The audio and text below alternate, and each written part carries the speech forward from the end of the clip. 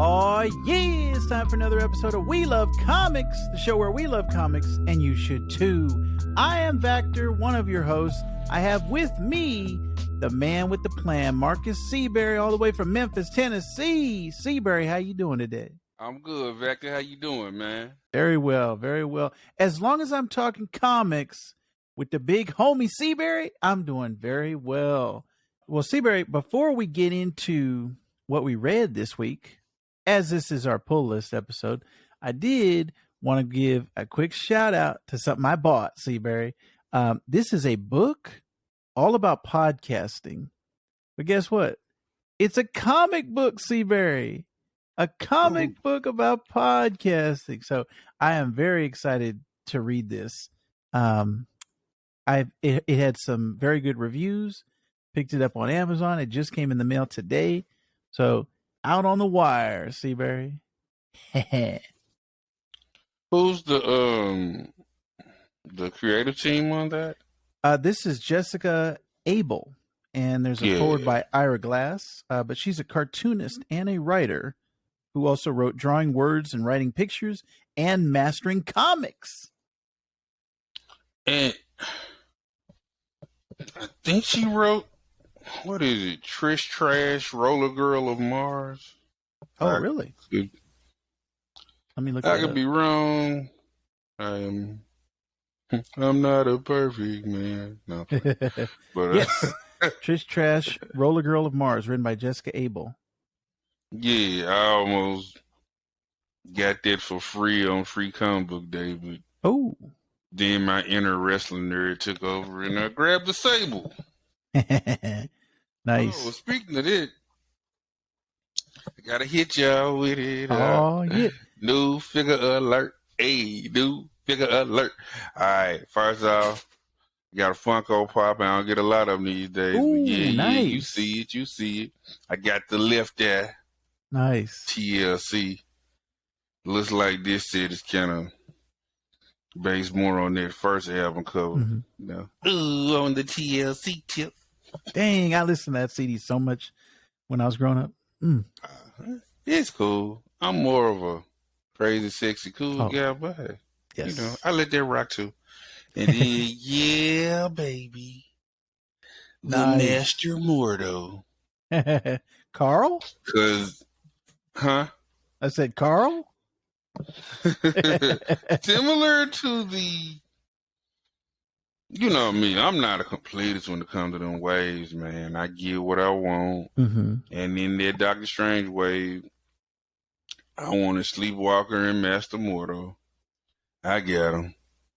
However, the America Chavez figures are discounted heavily around my way, like between like $11 and $12.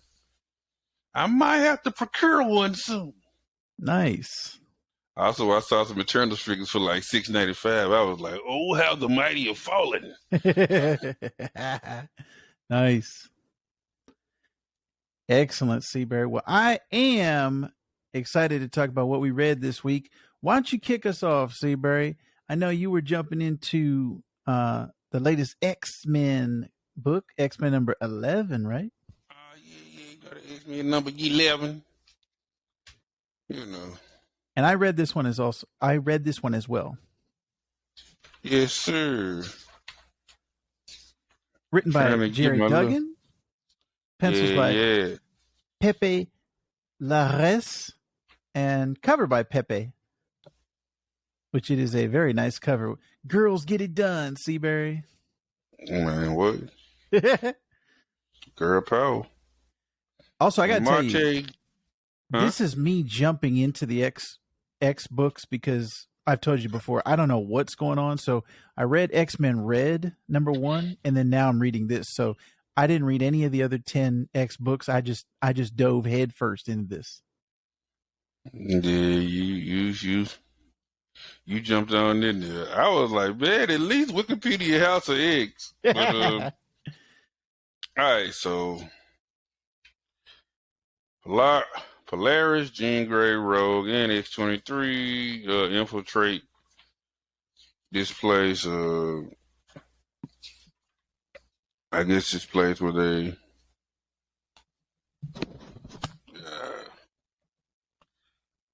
They infiltrate kind of this place where they be gambling on Yeah. the destruction of planets, and this is where Cordyceps Jones is. Game World. Yes. Yeah, we see Mojo in the early pages, and the X-Women just being badass and rolling up in there. But Cordyceps Jones was expected him and waiting for him, and there are issues. Also, we kind of finally learn what Cordyceps Jones really is. He seems to be a sentient fungus. And Yes. X-23 tried to sneak around, and he comes out of these two guards like, so you just really gonna try to just sneak around my place? Like I don't have defenses? Like I wasn't expecting you? Like you thought. He takes over. He's taking over people. Oh yeah. By the way, Cordyceps Jones is gross. That is a gross little character, man. I was like, you're nasty. And then also we see Cyclops fighting with an individual. He blasts the helmet off, and it looks like a Mr. Sinister clone. He's like, I'm sorry, have we met? And I'm like, what is this? What is going on? The Cordyceps Jones stuff has been slowly building pretty much since this X-Men volume began. Oh, okay. And I'm just glad to kind of see, like, hey, here's what he is. Here's what he can do. Here's why he should be feared, respected. My boss says this made her care about the organization Orcus. Oh, wow. That Cordyceps Jones is involved with. I like it. I love to see the X-Ladies doing their thing. It takes you back to, like, I remember Claremont had these two issues. One, it was like Storm, Rogue, Psylocke, and Dazzler. Like, they went to a mall in L.A., and then that's when you first see Jubilee. Yeah. She was a Cali Mall rat, and she jumps through the gateway portal. And back then, the X-Men lived in an Australian outback. And they would go places with the help of Gateway, a mutant teleporter. And then the very next issue, also the first time I saw Rob Liefeld art, he was the guest artist. I think it was a parody of this big DC Comics crossover Invasion, but Wolverine, Havoc, Colossus, and Longshot have a boys trip, and they wind up foiling some kind of alien invasion. That's the kind of vibes it brought up for me. Like I said, I dug it. I really enjoyed it. Just a fun old time. Well, kind of a fun time, but like also, like I said, Cordyceps Jones is gross, but he's a legit bad dude, man. In game world, and also like you've seen cameos from people like Rocket Raccoon and other folks. Because sometimes in the X-Men books, man, it seems like it almost feels like they're in a little pocket within the Marvel universe, and right. It kind of seems to be at the whim of writers. Like, okay, are we bringing in outsiders or not? Because it's been a long stretch of it was just like X-Men fighting evil mutants, and that's how you're gonna see in this book. Then every once in a while they'll be like, well, they are part of a larger universe. Let's bring in those guys. And of course, we are nearing the setup for X, Avengers, X-Men, Eternals. Yeah. Man, don't nobody want to see no daggum Eternals, but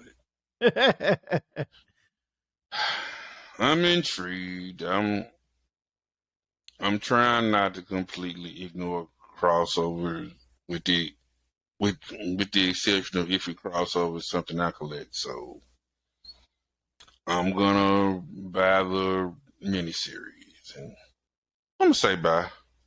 I liked it. I thought it was good. Like I said, it was a pivotal issue. It's like moving stuff ahead with that disgusting villain Cordyceps Jones. And I'm also going to give it a buy. I had a lot of fun with this one, like you said, following the girls on their little trip, little shopping trip, little gambling trip, and then this mystery at the end of the Sinister clone. So I had a good time with X-Men number 11, and I really liked the art. Oh yeah. Pepe was it Lares? Yes. He did his thing, man. You know, look, just as long as I'm sorry, hot take. Long as they keep Lionel Francis Yu away from this book, I'm sorry. I never liked that guy. And please, no more of the Lightbox King, Greg Land.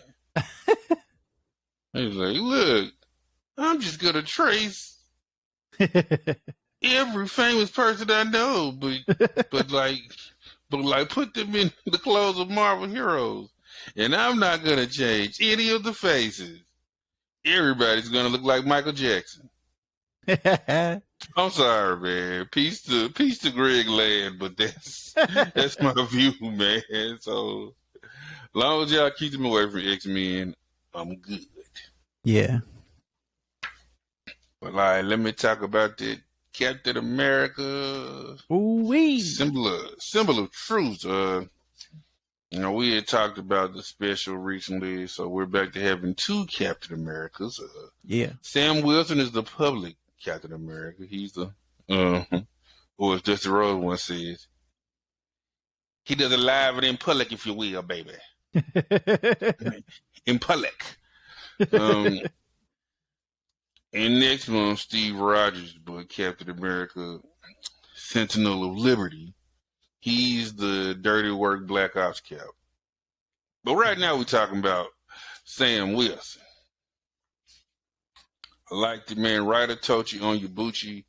Tochi Onyebuchi has been writing some dope novels lately, like one that I like called War Girls. It's set in the future and these African women are piloting Mecca.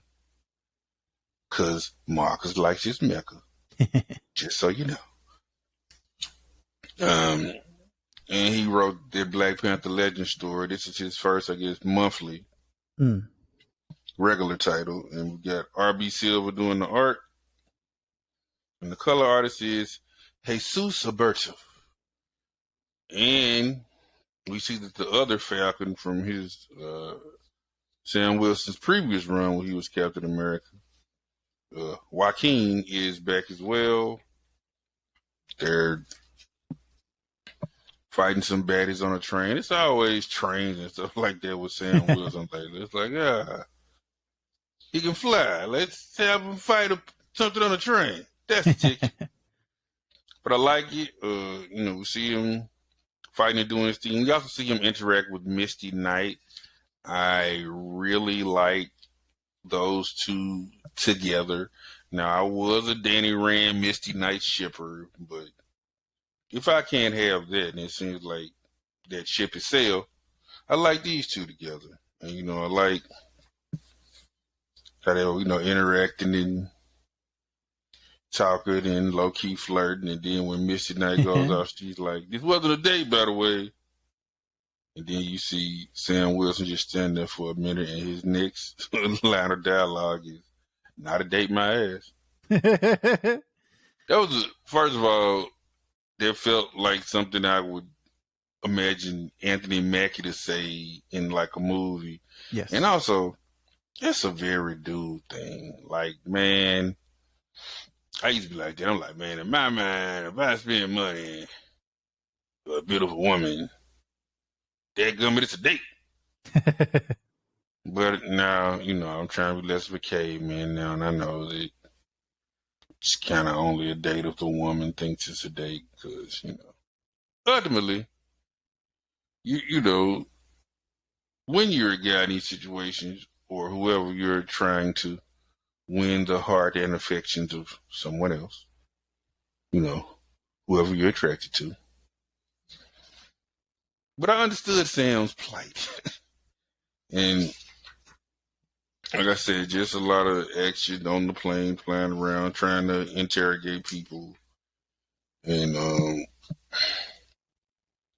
we see some of Joaquin's people were also on that train, kidnapped. And that's kind of becoming a thing. And at the end, it looks like good old Crossbones. Also, by the way, Crossbones is alive in the comics, guys. I know he's dead in the movie, but in the comics, he's very much alive. He meets up with the White Wolf, who's like Black Panther's adopted brother. And he's pretty much saying, yeah, man, you come with me, we gonna go do bad guy stuff, and I'll even let you kill Captain America. So I guess they're kind of inserting Crossbones back into the books. I never really liked the way they did Crossbones in the movies, man. I was like, that's a good villain, guys. Y'all just kind of had him go out like a sucker, man. So yeah, I like it. Good stuff. I think it's a very solid first issue, and I own my biases here. And I've been a Sam Wilson guy since forever. Ever. I'm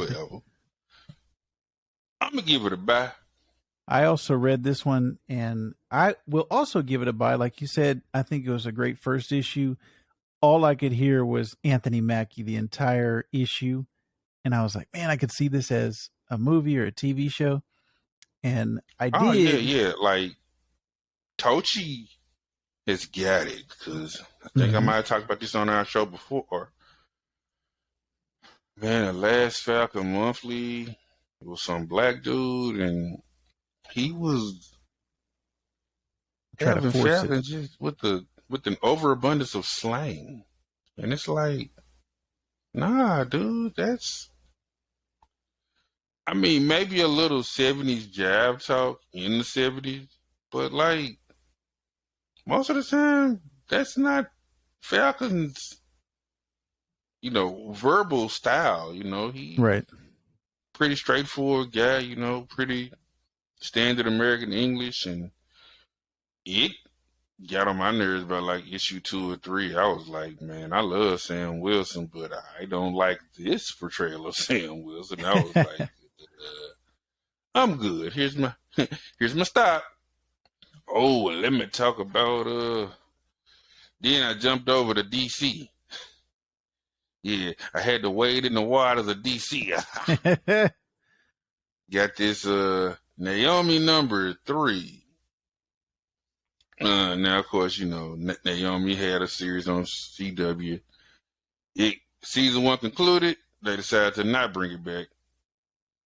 They didn't quite, to me, fully capture the essence of Naomi on what I saw, and I still got to finish the season. But I loved it in the comics. I have a trade of the original miniseries.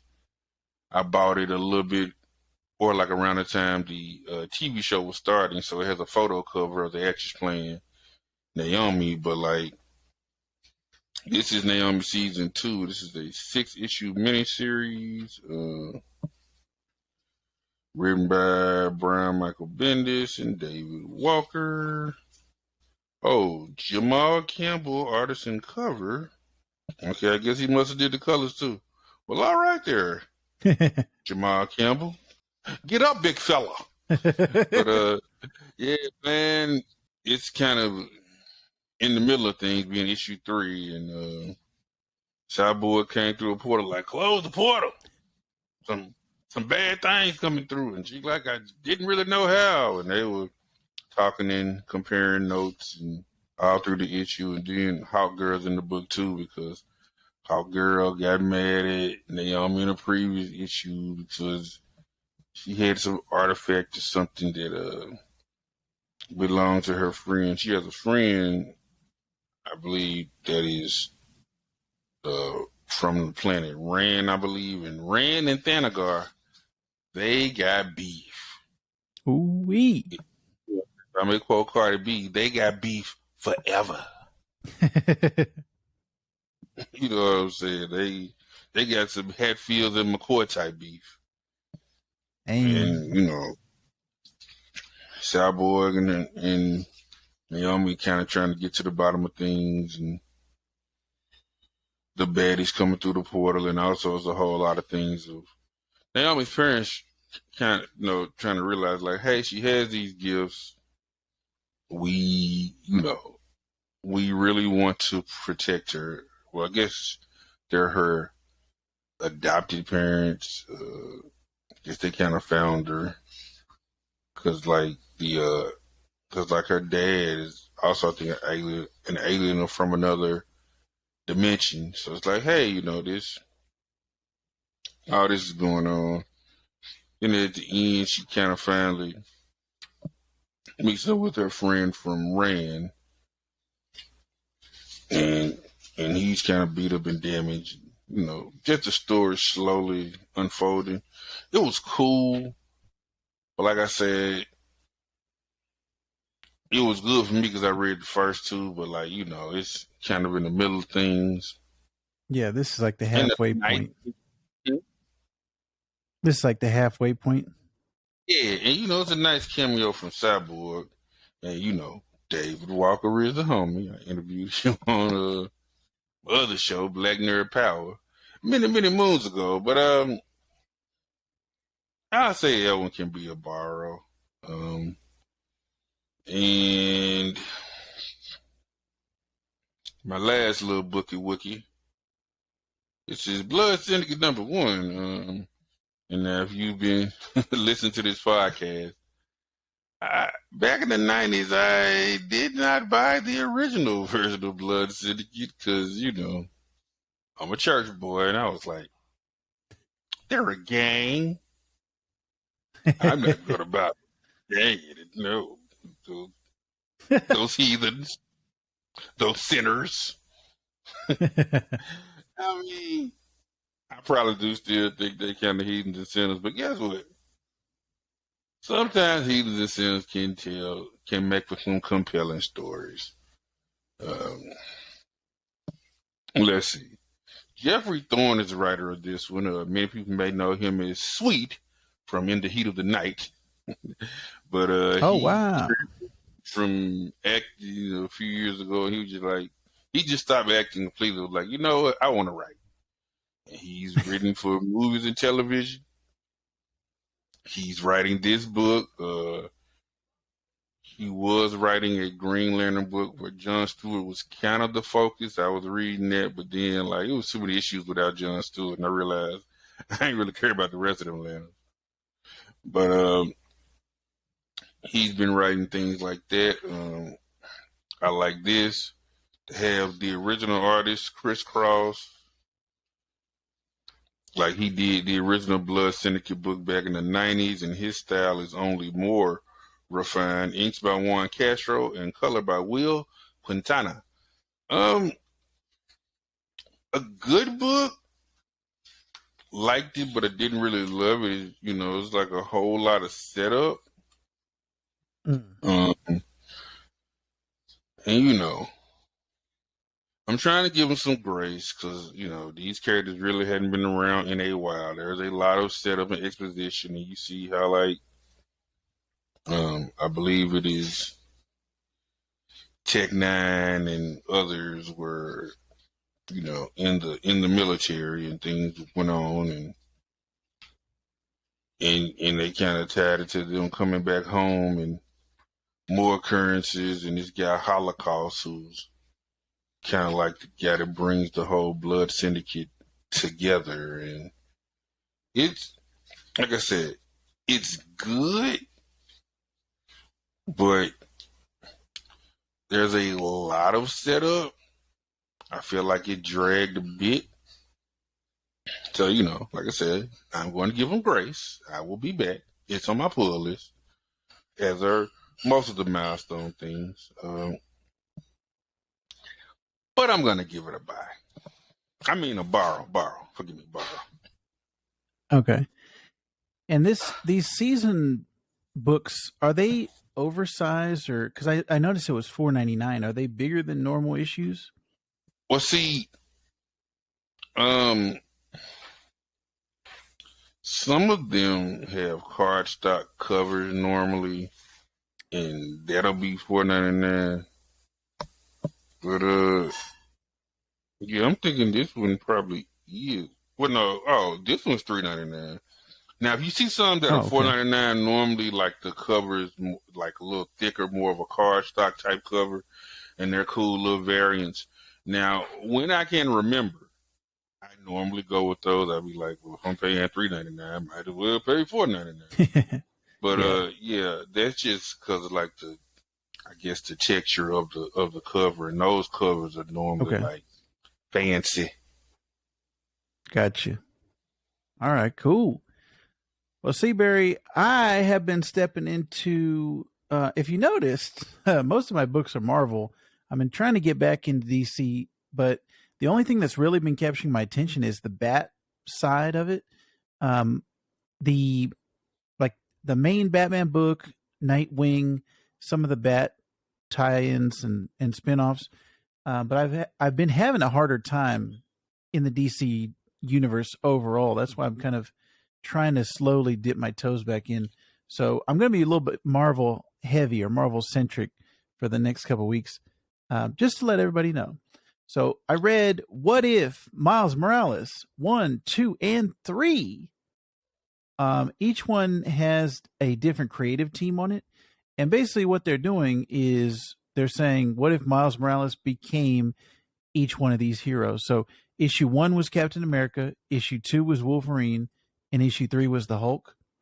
I'm very much liking seeing the flexibility of the character Miles, and the way, kind of like Batman, you could bend him, you can kind of, stretch him out a little bit, but he's still going to snap back into place. He's still going to be that same character that we all love.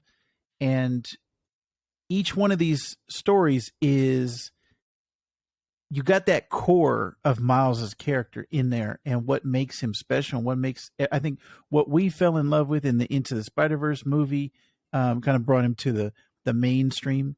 The Spider-Man video game, the Miles Morales video game, also did that. But for us, going back to Ultimate Comics, Miles, this is like, it's a treat to see. If he got different powers, he would still be the same guy. Like, he would still be special in what he does. And it's also kind of interesting, just like a little bit with the Ultimate Comics, where it was, okay, you already know the story in the regular 616 universe. Here's a little bit, like, what if one thing changed? What if one little thing was different? And seeing the cast of characters, Uncle Aaron as Prowler in different versions, and his dad as different versions. I thought it was kind of interesting just to go through all three of these. So this was me catching up on 3 months of What If Miles Morales. Did you get a chance to check out any of these? About the first one, they like pulled it for me at my comic book store, and I was like, I was gonna wait for the trade, but since you pulled it, I'll bite. It was cool. It was fun. You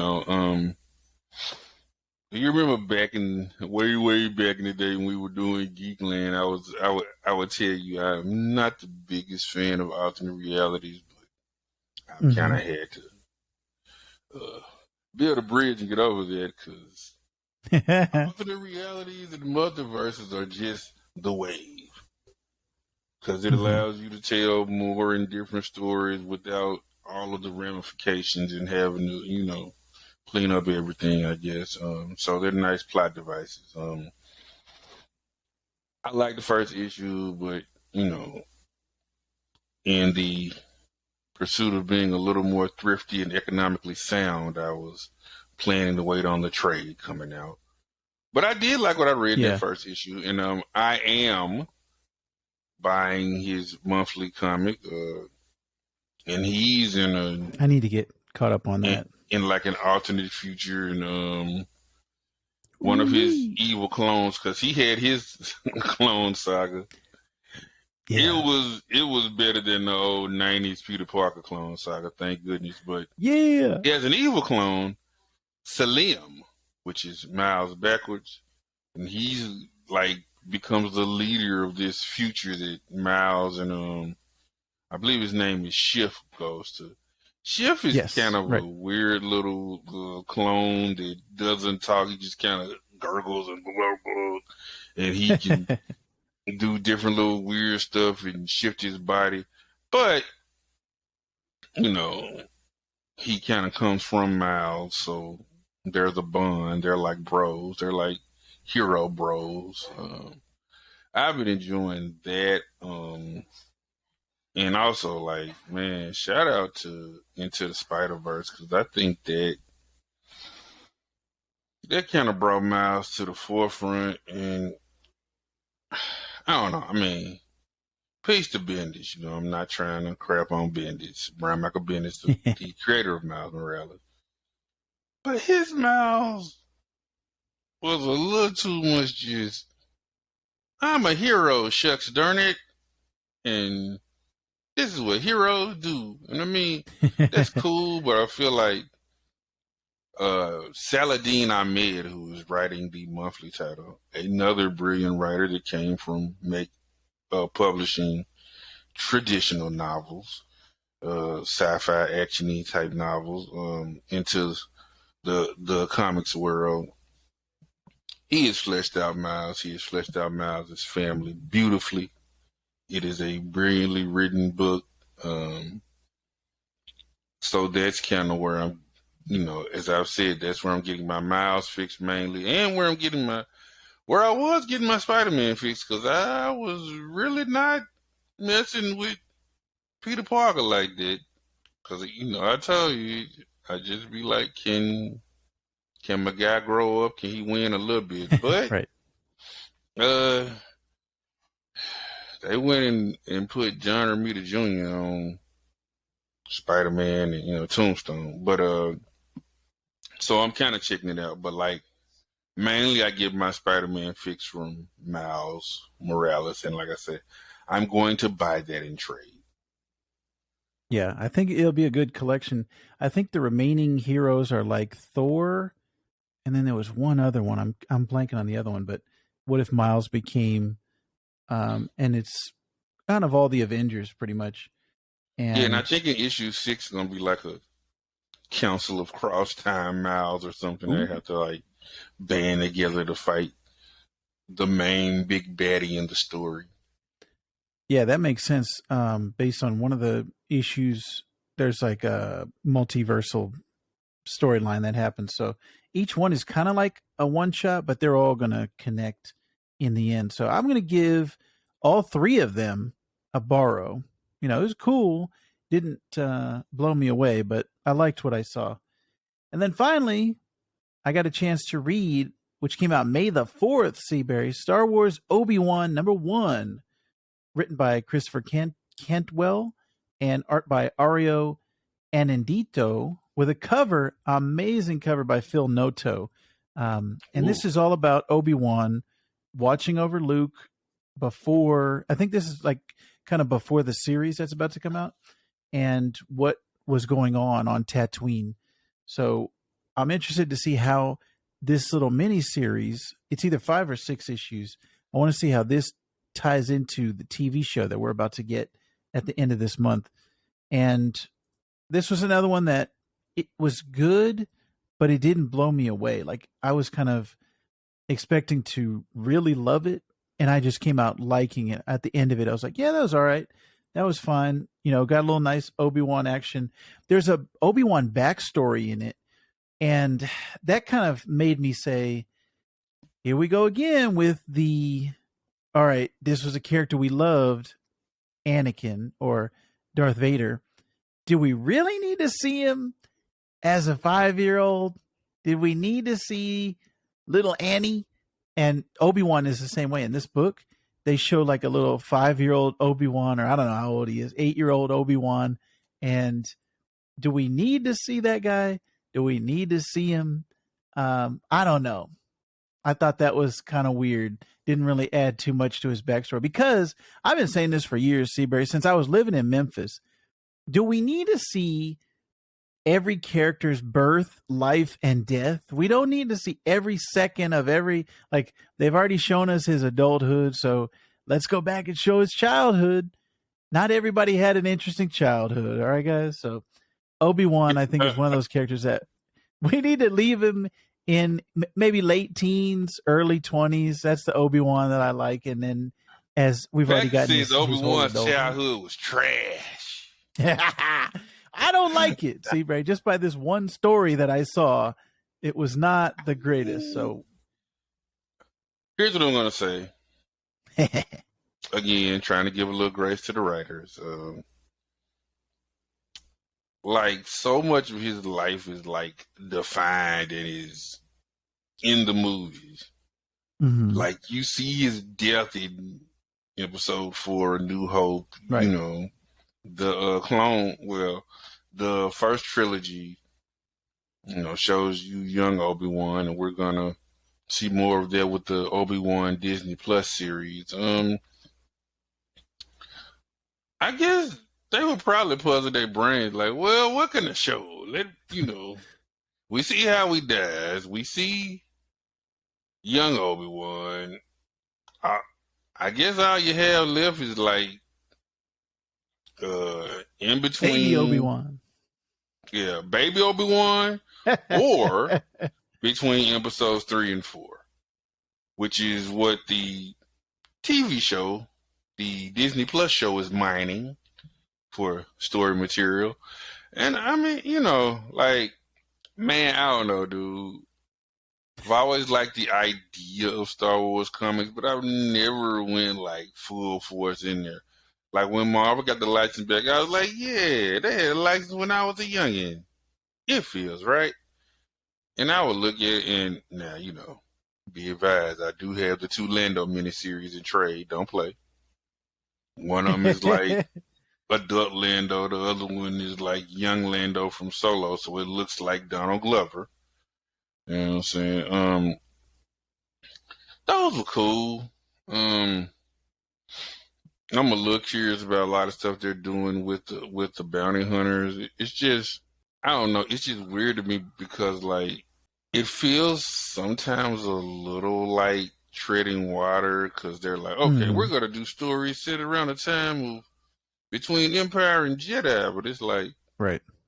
Okay, but you can't really have Luke.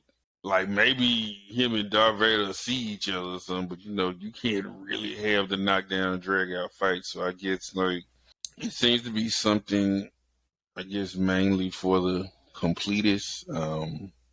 But, you know, they've made interesting characters like Dr. Aphra and other stuff. Yeah. Like I said, I love Dr. Aphra. That's cool. I love the artwork in the Marvel previews book, because that's all I know of Dr. Aphra. Have not picked up an issue, let alone read an issue. And like I said, that's just me. I'm not the biggest fan of, like, oh, if you like this story, you'll like the comic. Because, like, I got to keep it a buck here, man. In particular, back in the 80s.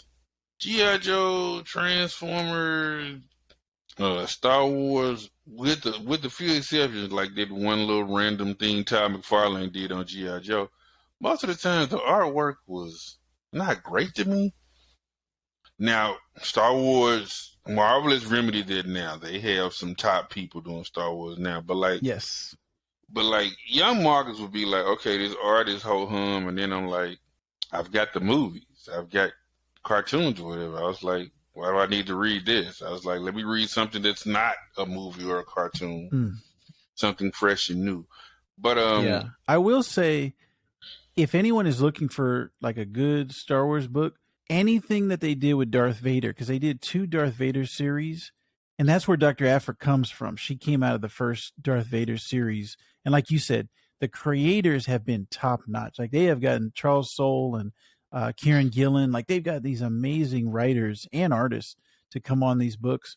So I would say that's been the best part about the Star Wars stuff that I've read, is the creators, and then creating new characters like Dr. Aphra, and then also her droids.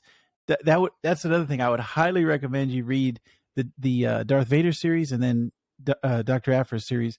Her droids are like a serial killer version of C3PO and R2D2. They just all they want to do is murder people, and it's hilarious. Like both of them, it's all played for comedy, but like everything they do is just about killing people. So that's what I would recommend to people. I'm not caught up on, like you said, on the bounty hunter stuff, but the Darth Vader stuff for sure. And another thing is they actually added a bunch of stuff to the lore, and actually we're going to see some of that in the Obi-Wan show. Just from the previews, I noticed all the Inquisitor stuff, like Darth Vader hunting down Jedis and things like that. A lot of that stuff was expanded upon in the comics. So I would actually recommend that the Darth Vader series for sure. Okay. Well, I will say I did kind of enjoy the one shot that explained why C-3PO had a red arm. Yeah. The Force Awakens. Yeah, I was like, was I don't know. And they were like, well, you want to know? Here's a one shot. Now, see, stuff like that to me, they kind of like ties back into the movie and stuff. Or, like you said, stuff like Dr. Aphra that just like, hey, whole new direction. Yes. But we think you'll love it. Right.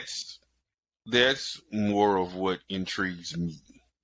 But, like I said, man, it's Star Wars. Dark Horse had the license for years, and some people are still salty at all this stuff they did, that what they call the expanded universe. Disney was like, hey, guess what? None of that counts. And people were like, yes, it counts. That was my childhood, darn it. Yeah, well, they had a lot of stuff in there, which they call it legends now. 30, 40 years worth of stuff that Disney was like, don't think about that. You guys can still have that, but we're not going to talk about that in our universe, in our continuity, in our timeline. But I want my Tag and Bink, dang it. Ooh, that was Tag and Bink. Highly recommend. I love that book. If anybody doesn't know, it's these two characters, Tag and Bink, are in the background and they're going through the movies. Like the events are happening of the movies, and Tag and Bink are having their own like side story, and it's hilarious. Great book. Highly recommend. It's similar to what's that Lion King 1.5, wouldn't you say? Yes, which also I would actually recommend that as well. So all of those things are great. Star Wars Obi-Wan #1 is not great, but it's all right. So check it out. It's a borrow from me. All right, Seaberry, that's it for this episode. That's going to wrap up We Love Comics. Don't forget, we are part of the Geek, So to Speak podcast network, where we have the Sandbox Gamers, our video game podcast, TREKnological, our Star Trek podcast, which Seaberry, we are going through each and every episode of Star Trek Strange New Worlds. And I've 2 episodes in, I got to say, it's one of my favorite shows on TV. It's a great jumping on point if you're not a Trek fan, like if you're not deep into it, or if you are, it's just another great Star Trek show. So it's going back to that. More self-contained? Yes, it's more episodic rather than the season-long story arcs that Discovery and Picard had. This one is back to the old school original series, Next Generation. Every episode is kind of telling its own story. And Uhura just had her episode this last week, and it was fantastic. So Seaberry, highly recommend Strange New Worlds. We are talking about that on TREKnological. And then finally we have Geek, So to Speak, which we used to call it our Geek News podcast, which was all about geek news. We are now switching up the format with episode 200. We're going to be recording that next week. And I think, Seaberry, let's just say it'll be right up your alley. I'm not going to say what the format change is, but it is right up Seaberry's alley. So stay tuned for Geek, So to Speak, episode 200. We're going to be, let's just say there was an incursion, Seaberry, and some universes collided. So we had to get rid of one. Let's just put it that way.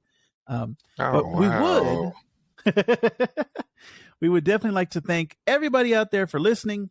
If you're watching us on YouTube right now, you can leave us a comment down below. You can also subscribe. anything you want to talk about, any comics you want to talk about, leave us a little comment down below, and we will talk about it on the next episode. Mr. Seaberry, they can find you over at CineSundry reviewing some lovely movies. What's up next on CineSundry, Seaberry? Let me see. You did Moon Knight recently, right? I did Moon Knight. I did Coda. Maybe Morbius is this week. Ooh, okay. Yeah. Spoiler alert, that show is taped heavily in advance. And you can find that on Location Memphis's Facebook page or their YouTube channel. And now I will say, coming down the pike, is that I'm taping it very soon, is Doctor Strange in the Multiverse of Madness, Everything Everywhere All at Once. So just gonna keep trying to bring it everywhere. Yeah, I said multiverse is everywhere. It's like multiverse season. And also I am a part of a podcast. It's on a brief hiatus called Black Nerd Power. You can listen to those episodes on the Kazukian app. And yeah, that's pretty much it, man. I'm out there. I'm not really on Twitter like this. I won't talk about that, but you can find at Marcus Seaberry on Instagram, places like that. You can see me pretty much.